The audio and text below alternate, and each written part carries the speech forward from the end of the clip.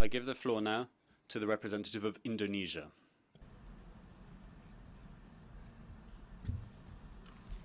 Mr. President, Indonesia would like to exercise our right of reply to the statements delivered by Solomon Islands and Vanuatu, echoed by Nauru, Marshall Islands, Tuvalu, and Tonga regarding matters concerning Papua, a province of Indonesia. Indonesia is shocked to hear that at this important stage, where leaders gather in this august body to address the early implementation of SDGs, the transformation of our collective actions, and other global challenges such as climate change, of which the Pacific countries are affected the most, the said leaders chose instead to violate the UN Charter by interfering in other countries' sovereignty and violating its territorial integrity. We categorically reject the continuing insinuations in their statements. They clearly reflect an unfortunate lack of understanding of the history, current situation, and progressive developments in Indonesia, including in the provinces of Papua and West Papua, and also an unfriendly and rhetoric political maneuver. Their politically motivated statements were designed to support separatist groups in the said provinces, who have consistently engaged in inciting public disorder and in conducting armed terrorist attacks upon civilians and security personnel. Evidently, the statement made by those countries clearly violates the purposes and objectives of the UN Charter and the principle of international law on friendly relations among states, as well as the sovereignty and territorial integrity of states. I repeat, it is a violation of sovereignty and territorial integrity of states. It is highly regrettable and dangerous for states to misuse the United Nations, including this August Assembly.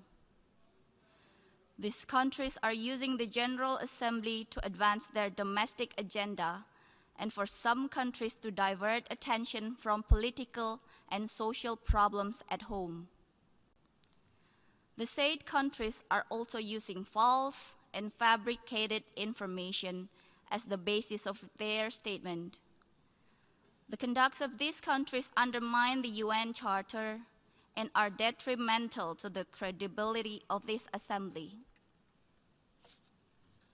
Mr. President, Indonesia's commitment to protection of human rights is unquestionable.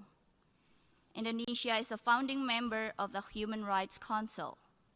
Indonesia has sat as member of the Council for 3 previous periods and is currently a member of the Council for the 4th time. Indonesia is the initiator of the ASEAN Intergovernmental Commission on Human Rights and OIC Independent Permanent Commission of Human Rights. Indonesia has ratified 8 out of 9 core international human rights instruments, all incorporated into our national legal system. In compared, 4 by Solomon Islands and 5 by Vanuatu. Indonesia is among few countries who have a continued national action plan on human rights and currently is on its 4th generation of the plan from 2015 to 2019.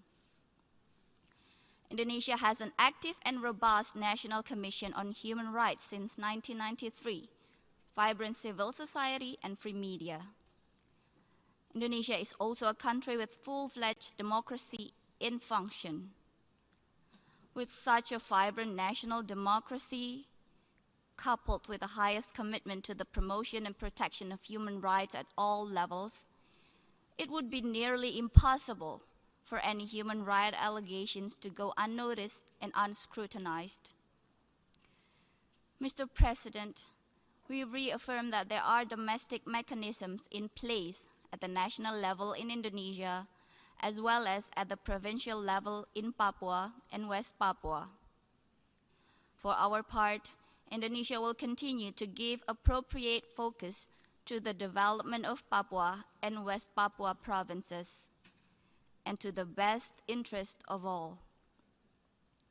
In conclusion, Mr. President, we have a saying in our Asia-Pacific region: when one points the index finger to others, the thumb finger automatically points to one's own face. I thank you.